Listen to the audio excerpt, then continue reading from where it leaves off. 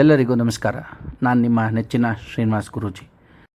ಈ ಕಳತ್ರ ದೋಷ ಮತ್ತು ಕುಂಭ ವಿವಾಹ, ಕದ್ಲಿ ವಿವಾಹದ ಈ ವಿಡಿಯೋಗೆ ಎಲ್ಲರಿಗೂ ಸ್ವಾಗತ. ಎಲ್ಲರಿಗೂ ನಮಸ್ಕಾರ. ನಾನು ನಿಮ್ಮ ಶ್ರೀನಿವಾಸ್ ಗುರೂಜಿ. ನಮ್ಮ ಚಾನಲ್ನ ಎಲ್ಲ ಆತ್ಮೀಯ ವೀಕ್ಷಕರಿಗೂ ಈ ವಿಡಿಯೋಗೆ ಸ್ವಾಗತ. ನಾವಿವತ್ತು ಈ ವಿಡಿಯೋದಲ್ಲಿ ಕುಂಭ ವಿವಾಹ ಮತ್ತು ಕದಳಿ ವಿವಾಹದ ಬಗ್ಗೆ ನಾವಿವತ್ತು ತಿಳಿದುಕೊಳ್ಳೋಣ. ಮತ್ತು ಕುಂಭ ವಿವಾಹ ಮತ್ತು ಕದಳಿ ವಿವಾಹ ಮಾಡಿಸೋರು ಈ ವಿಡಿಯೋ ತಪ್ಪದಿರ ನೋಡಿ ಅಂತ. ಮತ್ತು ಎಲ್ಲರೂ ಕೂಡ ಈ ವಿಡಿಯೋನ ಪೂರ್ತಿಯಾಗಿ ನೋಡಿ. ಕುಂಭ ವಿವಾಹದ ಬಗ್ಗೆ ಮತ್ತು ಕದಳಿ ವಿವಾಹದ ಬಗ್ಗೆ ಪೂರ್ತಿಯಾದಂಥ ಮಾಹಿತಿಯನ್ನು ನಾನು ನಿಮಗೆ ತಿಳಿಸ್ಕೊಡ್ತೇನೆ. ಕುಂಭ ವಿವಾಹ ಮತ್ತು ಕದಳಿ ವಿವಾಹ ಯಾವ ರೀತಿ ಮಾಡಬೇಕು, ಅದನ್ನು ಎಲ್ಲಿ ಮಾಡಬೇಕು, ಯಾರಿಗೆ ಕಳತ್ರ ದೋಷಗಳಿದೆ, ಯಾರಿಗೆ ವಿವಾಹದಲ್ಲಿ ಅಡೆತಡೆಗಳಾಗ್ತಾ ಇದೆ, ಯಾರಿಗೆ ಎರಡು ಮದುವೆ ಯೋಗಗಳಿದೆ, ಕಳತ್ರ ದೋಷಗಳಿದೆ, ಜಾತಕದಲ್ಲಿ ಯಾರಿಗೆ ಕುಂಭ ವಿವಾಹ ಮಾಡಬೇಕು, ಯಾರಿಗೆ ಕದಲಿ ವಿವಾಹ ಮಾಡಬೇಕು ಅಂತ ಹೇಳಿದ್ದಾರೆ, ಇದನ್ನೆಲ್ಲ ನಾನು ಸವಿಸ್ತಾರವಾಗಿ ನಾನು ನಿಮಗೆ ತಿಳಿಸ್ಕೊಡುವಂತಹ ಪ್ರಯತ್ನ ಮಾಡ್ತೇನೆ. ಕದಲಿ ವಿವಾಹ ಮತ್ತು ಕುಂಭ ವಿವಾಹವನ್ನು ಮಾಡಿಸಬೇಕು ಅಂದ್ಕೊಳ್ಳೋರಿದ್ದರೆ ಈ ಕೆಳಗಡೆ ಇರ್ತಕ್ಕಂಥ ಇದು ನನ್ನ ನಂಬರ್. ಈ ನಂಬರ್ಗೆ ನೀವು ಸಂಪರ್ಕ ಮಾಡಿ. ನಾನೇ ಖುದ್ದಾಗಿ ಬಂದು ನಿಮಗೆ ಕದಲಿ ವಿವಾಹ ಮತ್ತು ಕುಂಭ ವಿವಾಹವನ್ನು ನಾನೇ ಮಾಡಿಸಿಕೊಡ್ತೇನೆ. ಮತ್ತು ಜಾತಕಗಳನ್ನು ಪರಿಶೀಲನೆ ಮಾಡಿಸ್ಕೊಳ್ಬೇಕು ಅಂದರೂ ಕೂಡ ಇಲ್ಲಿ ಕೆಳಗಡೆ ಕಾಣ್ತಾ ಇರ್ತಕ್ಕಂಥ ನಂಬರ್ಗಳನ್ನು ನೀವು ಕೂಡ ಸಂಪರ್ಕ ಮಾಡಿ ನಮ್ಮನ್ನು ಭೇಟಿಯಾಗ್ಬೋದು. ಜಾತಕದಲ್ಲಿ ಕುಂಭ ವಿವಾಹ ಮತ್ತು ಕದಲಿ ವಿವಾಹ ಮಾಡಿಸುವಂತಹ ಅವಶ್ಯಕತೆ ಯಾಕೆ ಬರುತ್ತೆ? ಮೊದಲನೇದಾಗಿ ಒಂದು ಕುಂಭ ವಿವಾಹ, ಒಂದು ಕದಲಿ ವಿವಾಹ. ನೋಡಿ, ಕುಂಭ ವಿವಾಹ ಮಾಡುವಂಥದ್ದು ಹೆಣ್ಣು ಮಕ್ಕಳಿಗೆ, ಕದಲಿ ವಿವಾಹ ಮಾಡುವಂಥದ್ದು ಗಂಡು ಮಕ್ಕಳಿಗೆ.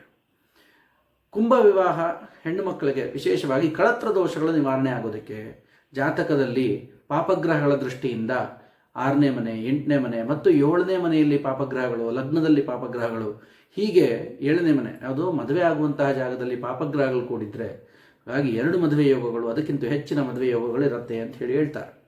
ಹೀಗೆ ಇರುವಂತಹ ಜಾತಕಗಳಲ್ಲಿ ಈ ದೋಷ ಕಂಡು ಬರುತ್ತೆ. ಅದನ್ನು ಕಳತ್ರ ದೋಷ ಅಂತ ಹೇಳಿ ಕರೀತಾರೆ. ಮತ್ತು ಇದರಿಂದ ಏನಾಗುತ್ತೆ ಸಮಸ್ಯೆ ಅಂದರೆ ವಿವಾಹದಲ್ಲಿ ಅಡೆತಡೆ, ತುಂಬ ದಿನಗಳಾದರೂ ವಿವಾಹ ಆಗೋದು ಲೇಟ್ ಆಗುತ್ತೆ. ಹಾಗಾಗಿ ಕೆಲವು ಕುಜದೋಷಗಳಲ್ಲಿ ಇದ್ದರೆ ಹೆಣ್ಣು ಮಕ್ಕಳಿಗೆ ಮದುವೆ ಲೇಟ್ ಆಗುತ್ತೆ. ಹಾಗಾಗಿ ಕುಜದೋಷವನ್ನು ಪರಿಹಾರ ಮಾಡ್ಕೊಳ್ಳೋದ್ರ ಜೊತೆಯಲ್ಲಿ ಕುಂಭ ವಿವಾಹವನ್ನು ಕೂಡ, ಇದಕ್ಕೆ ಕಳತ್ರ ದೋಷವನ್ನು ನಿವಾರಣೆ ಮಾಡಲಿಕ್ಕೆ ಕುಂಭ ವಿವಾಹ ಮಾಡೋದು ಸೂಕ್ತ ಅಂಥೇಳಿ ಹೇಳ್ತಾರೆ. ಹೀಗೆ ಈ ಕುಂಭ ವಿವಾಹ ಅಂದರೆ ಏನು? ಹಾಗಾದರೆ ಕುಂಭ ವಿವಾಹ ಯಾಕೆ ಮಾಡಬೇಕು? ಕಳತ್ರ ದೋಷ ನಿವಾರಣೆ ಅದರಿಂದ ಯಾವ ರೀತಿಯಾಗಿ ಪರಿಹಾರ ಆಗುತ್ತೆ? ಮೊದಲನೇದಾಗಿ ಕುಂಭ ವಿವಾಹ ನೋಡಿ, ಕುಂಭ ಅಂತಂದರೆ ಮಡಿಕೆ. ಮಡಿಕೆಗೆ ಹೆಣ್ಣು ಮಕ್ಕಳ ಕೈಯಲ್ಲಿ ಯಾರಿಗೆ ಈ ಕಳತ್ರ ದೋಷ ಇದೆ, ಯಾರಿಗೆ ಕುಜದೋಷ ಇದೆ, ಯಾರಿಗೆ ಮದುವೆ ನಿಧಾನ ಆಗ್ತಾ ಇದೆ, ಅವ್ರ ಕೈಯಲ್ಲಿ ಈ ಮಡಿಕೆಗೆ ತಾಳಿಯನ್ನು ಕಡಿಸಿ ಅದನ್ನು ನೀರು ಹರಿಯುವ ಜಾಗದಲ್ಲಿ, ಇವತ್ತು ನಮಗೆ ಹತ್ತಿರದಲ್ಲಿ ಅಂತಂದರೆ ಕಾವೇರಿ ನದಿ ಹತ್ತಿರ ಇದೆ, ಕಾವೇರಿ ನದಿ ತೀರದಲ್ಲಿ ಹೋಗಿ ಈ ಪೂಜೆಯನ್ನು ಮಾಡಿ, ಏನು ಆ ಮಡಿಕೆಗೆ ತಾಳಿ ಕಟ್ಟಬೇಕು ಶಾಸ್ತ್ರಯುಕ್ತವಾಗಿ, ಸೇಮ್ ಮದುವೆ ರೀತಿಯಲ್ಲೇ ಕಂಕಣ, ಸಂಬಂಧ ಮಾಲೆ, ಜೀರಿಗೆ ಬೆಲ್ಲ ಸಹಿತವಾಗಿ, ಧಾರೆ ಸಹಿತವಾಗಿ ಮಾಂಗಲ್ಯ ಧಾರಣೆಯನ್ನು ಮಾಡಿ ಆ ಕುಂಭವನ್ನು ತೆಗೆದುಕೊಂಡು ಹೋಗಿ ನೀರಿನಲ್ಲಿ ಹೊಡೆದು ಅದನ್ನು ಬಿಟ್ಟು ಬಿಡುವಂಥದ್ದು. ಇದನ್ನು ಯಾವ ರೀತಿ ಮಾಡಬೇಕು ಹೇಳಿದ್ರೆ, ಮೊದಲನೇದಾಗಿ ಗಣಪತಿ ಪೂಜೆ ಮತ್ತು ಪುಣ್ಯಾಹ ಮತ್ತು ನವಗ್ರಹ ಆರಾಧನೆ, ನವಗ್ರಹ ಶಾಂತಿ, ಕುಜದೋಷ ನಿವಾರಣಾ ಪೂಜೆ, ಕುಜಶಾಂತಿ, ಇದರ ಜೊತೆಯಲ್ಲಿ ಗಣಹೋಮ, ನವಗ್ರಹ ಹೋಮಾದಿಗಳು ಮತ್ತು ಮೃತ್ಯುಂಜಯಾದಿ ಹೋಮಾದಿಗಳನ್ನೆಲ್ಲ ಮಾಡ್ತಾ ಶಾಂತಿ ಹೋಮಗಳನ್ನು ಕೂಡ ಆಚರಣೆ ಮಾಡಿ, ನಂತರ ಈ ವಿವಾಹಕ್ಕೆ ಸಂಬಂಧಪಟ್ಟಂಥದ್ದು ಯಾವುದು ಕುಂಭ ವಿವಾಹ, ಕುಂಭಕ್ಕೆ ತಾಳಿಯನ್ನು ಕಟ್ಟಿ, ತಾಳಿ ಕಟ್ಟಿದಂತಹ ಕುಂಭವನ್ನು ಜೊತೆಯಲ್ಲಿಟ್ಕೊಂಡು ಅಗ್ನಿ ಪ್ರದಕ್ಷಿಣೆ ಮಾಡಿ, ಅಲ್ಲಿಂದ ಪುನಃ ನೀರಿನ ಹತ್ರ ಹೋಗಿ ಆ ನೀರಲ್ಲಿ ಈ ಮಡಿಕೆಯನ್ನು ಹೊಡೆದು ಹಾಕಿ, ಅಲ್ಲೇ ಇರುವಂತಹ ನೀರಿನಲ್ಲಿ ಪುನಃ 3 ಸಾರಿ ಮುಳುಗಿ, ನಮ್ಮ ಏನವತ್ತು ಬಿಳಿ ಬಟ್ಟೆಗಳನ್ನು ಹಾಕ್ಕೊಂಡಿರ್ತೀವಿ ಆ ಬಿಳಿ ಬಟ್ಟೆಗಳನ್ನು ನಾವು ಅವತ್ತು ಅಲ್ಲಿ ವಿಸರ್ಜನೆ ಮಾಡಿ ಬರಬೇಕು. ಈ ರೀತಿಯಾಗಿ ಮಾಡೋದ್ರಿಂದ ಆ ದೋಷ ನಿವಾರಣೆ ಆಗುತ್ತೆ ಅಂಥೇಳಿ ಹೇಳ್ತಾರೆ. ಹಾಗಾಗಿ ಕುಂಭ ವಿವಾಹ ವಿಶೇಷವಾದಂಥ ಫಲ ಕೊಡ್ತಕ್ಕಂಥದ್ದು. ಹೆಣ್ಣು ಮಕ್ಕಳಿಗೆ ಮದುವೆಯಲ್ಲಿ ಶೀಘ್ರವಾಗಿ ವಿವಾಹ ಆಗತ್ತೆ, ಕುಜದೋಷಗಳ ನಿವಾರಣೆ ಆಗತ್ತೆ, ನಂತರ ಶೀಘ್ರವಾಗಿ ವಿವಾಹ ಆಗೋದ್ರ ಜೊತೆಯಲ್ಲಿ ಉತ್ತಮವಾದಂಥ ಬಾಂಧವ್ಯ, ಉತ್ತಮವಾದಂಥ ಯೋಗ, ಉತ್ತಮವಾದಂಥ ಋಣ ಇರುವಂತಹ ಸಂಬಂಧಗಳು ಸಿಗುತ್ತೆ, ದೀರ್ಘ ಸೌಮಂಗಲ್ಯ ಅಭಿವೃದ್ಧಿ ಆಗುತ್ತೆ. ಈ ರೀತಿಯಾಗಿ ಶಾಸ್ತ್ರೋಕ್ತವಾಗಿ ನೀವು ಕುಂಭ ವಿವಾಹವನ್ನು ಮಾಡೋದ್ರಿಂದ ಅನುಗ್ರಹ ಸಿಗತ್ತೆ.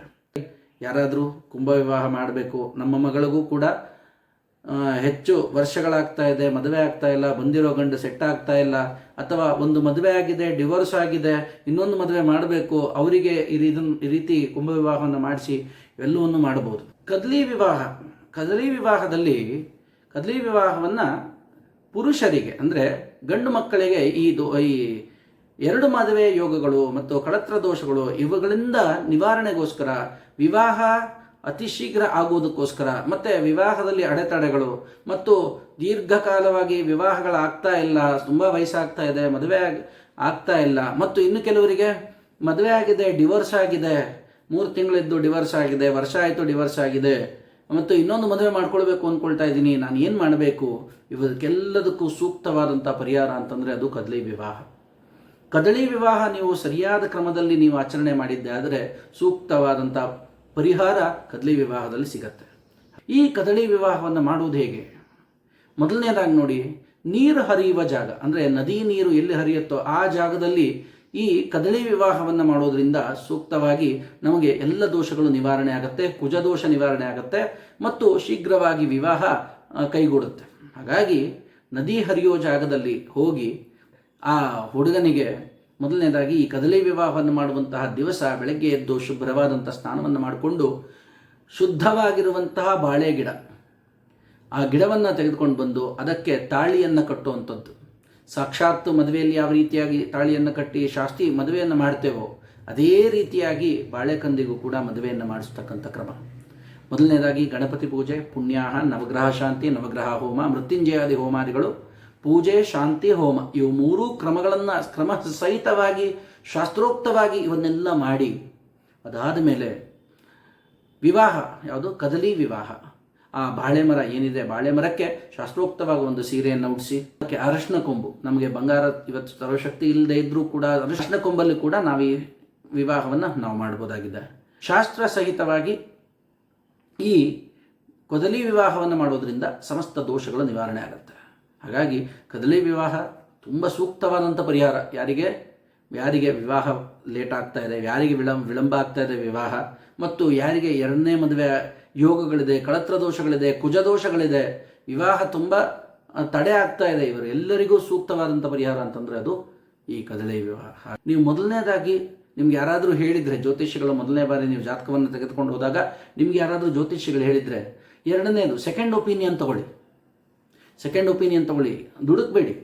ಯಾವುದೋ ಜಾತಕವನ್ನು ತೋರಿಸಿದ್ವಿ, ಅವ್ರು ಏನೋ ಹೇಳಿಬಿಟ್ರು, ನಾವು ಭಯ ಇಡಿಸ್ಬಿಟ್ರು, ನಾವು ಆ ಶಾಂತಿ ಮಾಡಿ ಈ ಶಾಂತಿ ಮಾಡಿ ಏನೇನೋ ಹೇಳಿದ್ದಾರೆ, ಭಯ ಬೀಳಬೇಡಿ. ಹಾಗಾಗಿ ನಾನು ಹೇಳ್ತಾ ಇದ್ದೇನೆ, ಈ ಕೆಳಗಡೆ ಇರುವಂತಹ ನಂಬರಿಗೆ ನೀವು ಸಂಪರ್ಕ ಮಾಡಿ, ಜೊತೆ ನೀವು ಮಾತಾಡಿ ನಮ್ಮ ವಾಟ್ಸಪ್ ನಂಬರಿಗೆ ನಿಮ್ಮ ಜಾತಕವನ್ನು ಕಳಿಸ್ಕೊಡ್ಬೋದು. ನಿಮ್ಮ ಜಾತಕವನ್ನು ನಮ್ಮ ವಾಟ್ಸಪ್ ನಂಬರಿಗೆ ಕಳಿಸ್ಕೊಟ್ಟು ನಿಮ್ಮ ಜಾತಕವನ್ನು ಪರಿಶೀಲನೆ, ಈ ಸೆಕೆಂಡ್ ಒಪಿನಿಯನ್ ತಗೊಳ್ಳೋದು ತುಂಬ ಸೂಕ್ತ. ಸೆಕೆಂಡ್ ಒಪಿನಿಯನ್ ತೊಗೊಂಡು ಅದರಲ್ಲಿ ಮಾಡಬೇಕಾ ಬೇಡವಾ, ಅಥವಾ ಯಾವುದಾದ್ರೂ ದೋಷಗಳಿದೆಯಾ, ದೋಷಕ್ಕೆ ಏನು ಪರಿಹಾರ ಮತ್ತು ಯಾವ ದೋಷಕ್ಕೆ ಯಾವ ಪರಿಹಾರ ಮಾಡ್ಕೊಳ್ಬೇಕು ನಾವು, ಇವೆಲ್ಲವನ್ನು ಸವಿಸ್ತಾರವಾಗಿ ನಾನು ನಿಮಗೆ ತಿಳಿಸ್ಕೊಡುವಂತಹ ಪ್ರಯತ್ನ ಮಾಡ್ತೇನೆ. ಎಷ್ಟೋ ಜನ ತಾಯಿ ತಂದೆಗಳು ಮಕ್ಕಳ ಬಗ್ಗೆ ತುಂಬ ಚಿಂತೆ, ಹೆಣ್ಣು ಮಕ್ಕಳಿರ್ತಾರೆ, ಗಂಡು ಮಕ್ಕಳಿರ್ತಾರೆ. ಎಷ್ಟೋ ಜನ ದೊಡ್ಡ ಅಕ್ಕಂಗೆ ಮದುವೆ ಆಗಿರೋದಿಲ್ಲ, ಈ ವಯಸ್ಸಾಗ್ತಾ ಇರುತ್ತೆ, ಇನ್ನು ಮುಂದೆ ಇರುವಂಥ ಮಕ್ಕಳ ಸ್ಥಿತಿ ಏನು ಅಂಥೇಳಿ ತುಂಬ ಯೋಚನೆ ಮಾಡ್ತಾ ಇರ್ತಾರೆ. ಹಾಗಾಗಿ ಆದಷ್ಟು ಬೇಗ ಶೀಘ್ರವಾಗಿ ವಿವಾಹ ಆಗಬೇಕು ಅಂತ ಹೇಳಿದ್ರೆ ಇವೆರಡೇ ಉಪಾಯ. ಹೆಣ್ಣು ಮಕ್ಕಳಿಗೆ ಕುಂಭ ವಿವಾಹ, ಗಂಡು ಮಕ್ಕಳಿಗೆ ಕದಳಿ ವಿವಾಹ. ಹಾಗಾಗಿ ಯಾರಿಗಾದರೂ ಕುಂಭ ವಿವಾಹ ಮತ್ತು ಕದಳಿ ವಿವಾಹ, ಕುಜದೋಷ ನಿವಾರಣೆ, ಜಾತಕಾದಿ ಸಮಸ್ತ ದೋಷಗಳ ಪರಿಹಾರಕ್ಕಾಗಿ ನೀವು ಕುಂಭ ವಿವಾಹವನ್ನು ಮಾಡಿಸಬೇಕು ಅಂಥೇಳಿ ಅಂದ್ಕೊಂಡಿದ್ರೆ ಅವರು ದಯವಿಟ್ಟು ಈ ಕೆಳಗಡೆ ಇರ್ತಕ್ಕಂಥ ನಂಬರನ್ನು ಸಂಪರ್ಕ ಮಾಡಿ, ನಾನೇ ಖುದ್ದಾಗಿ ಬಂದು ನಿಮಗೆ ಇದರ ಮಹತ್ವವನ್ನು ತಿಳಿಸಿ, ನವಗ್ರಹ ಶಾಂತಿಯನ್ನು ಮಾಡಿಸಿ ಮತ್ತು ಕುಜದೋಷ ನಿವಾರಣಾ ಪೂಜೆಯನ್ನು ಮಾಡಿಸಿ, ಕುಂಭ ವಿವಾಹವನ್ನು ಶಾಸ್ತ್ರೋಕ್ತವಾಗಿ ನಾನು ಮಾಡಿಸಿಕೊಟ್ಟು ಆ ದೋಷ ಕಳೆಯುವಲ್ಲಿ ಆ ಭಗವಂತನ ಅನುಗ್ರಹದೊಂದಿಗೆ ಶ್ರೀ ಕುಂಭ ವಿವಾಹವನ್ನು ನಾನು ನಿಮಗೆ ನೆರವೇರಿಸಿಕೊಡ್ತೇನೆ. ನಿಮ್ಮ ಜಾತಕಗಳನ್ನು ಮೊದಲು ಪರಿಶೀಲನೆ ಮಾಡಿಸ್ಕೊಳ್ಳಿ. ನಿಮ್ಮ ಜಾತಕಕ್ಕೆ ಯಾವ ಪೂಜೆ ಮಾಡಬೇಕು, ನಿಮ್ಮ ಜಾತಕಕ್ಕೆ ಯಾವುದು ಸೂಕ್ತವಾದಂಥ ಪೂಜೆ ಇದೆ, ಯಾವ ಶಾಂತಿ ಮಾಡಬೇಕು, ಇವನ್ನೆಲ್ಲ ಮೊದಲು ತಿಳ್ಕೊಂಡು ಜಾತಕವನ್ನು ಪರಿಶೀಲನೆ ಮಾಡಿ. ಮೊದಲನೇದಾಗಿ ನೀವು ಎಷ್ಟೋ ಕಡೆ ಕೇಳಿರ್ತೀರಿ, 4-5 ಜನರ ಹತ್ರ ಕೇಳಿರ್ತೀರಿ, ಆದರೂ ಕೂಡ ಒಂದು ಸೆಕೆಂಡ್ ಒಪಿನಿಯನ್ ಅಂತ ಹೇಳಿ ತಗೊಳ್ಳಿ. ಮೊದಲನೇದಾಗಿ ಯಾರ ಹತ್ರನೂ ಜಾತಕ ತೋರಿಸಿದ ತಕ್ಷಣ ನಿಮಗೊಂದು ಕುಜದೋಷ ಇದೆ, ಆ ದೋಷ ಇದೆ, ಈ ದೋಷ ಇದೆ ಅಂತೇಳಿ ಭಯ ಇಡಿಸ್ತಾರೆ. ಫಸ್ಟ್ ಭಯ ಬೀಳಬೇಡಿ, ಇನ್ನೊಂದು ಕಡೆ ತೋರಿಸಿ. ಆ ಜಾತಕವನ್ನು ಇನ್ನೊಂದು ಕಡೆ ತೋರಿಸೋದ್ರಿಂದ ಇದರಲ್ಲಿ ದೋಷ ಇದೆಯಾ ಇಲ್ವಾ, ಅಥವಾ ನಾವು ಮಾಡಬೇಕಾ ಬೇಡವಾ ಅನ್ನೋದನ್ನು ಕ್ಲಿಯರಾಗಿ ಅದನ್ನು ತಿಳ್ಕೊಳ್ಳುವಂತಹ ಪ್ರಯತ್ನ ಮಾಡಿ. ಅದಾದ ಮೇಲೆ ನೀವು ಯಾವುದೇ ಶಾಂತಿಗಳು ಪೂಜೆಗಳನ್ನು ಮಾಡಿಸುವಂಥದ್ದು ಸೂಕ್ತ. ಹಾಗಾಗಿ ನಿಮಗೆ ಯಾವುದೇ ಜಾತಕಗಳನ್ನು ಪರಿಶೀಲನೆ ಮಾಡಬೇಕು ಅಂತ ಹೇಳಿದ್ರು ಕೂಡ ಆ ಜಾತಕಗಳನ್ನು ನಾನು ಪರಿಶೀಲನೆ ಮಾಡಿ ಕೊಡ್ತೇನೆ. ಈ ಕೆಳಗಡೆ ಇರ್ತಕ್ಕಂಥ ನಂಬರ್ಗಳನ್ನು ನೀವು ಸಂಪರ್ಕ ಮಾಡಿ ಜಾತಕವನ್ನು ಕೂಡ ಪರಿಶೀಲನೆ ಮಾಡಿಕೊಳ್ಬೋದು. ಸೆಕೆಂಡ್ ಒಪಿನಿಯನ್ ಅಂತೇಳಿ ನೀವೇನು ತೊಗೊಳ್ಬೇಕು, ನೀವು ಬೇಕಾದರೆ ನಮ್ಮ ಫೋನ್ ನಂಬರಿಗೆ ನೀವು ಫೋನ್ ಮಾಡಿ ನಿಮ್ಮ ಜಾತಕಗಳನ್ನು ಕಳಿಸ್ಕೊಡ್ಬೋದು. ವಾಟ್ಸಪ್ ಮುಖಾಂತರವಾಗಿ ಜಾತಕಗಳನ್ನು ಕಳಿಸ್ಕೊಟ್ಟು ನೀವು ಕೂಡ ಅದನ್ನು ಪರಿಶೀಲನೆ ಮಾಡ್ಕೊಳ್ಬೋದು. ಮತ್ತು ಯಾವ್ಯಾವ ಶಾಂತಿಗೆ ಏನೇನು ಎಷ್ಟೆಷ್ಟು ಖರ್ಚಾಗತ್ತೆ ಅಂಥೇಳಿ ಅದು ವೈಯಕ್ತಿಕವಾಗಿ ನಾನು ನಿಮಗೆ ತಿಳಿಸ್ಕೊಡುವಂತಹ ಪ್ರಯತ್ನ ಆಗುತ್ತೆ.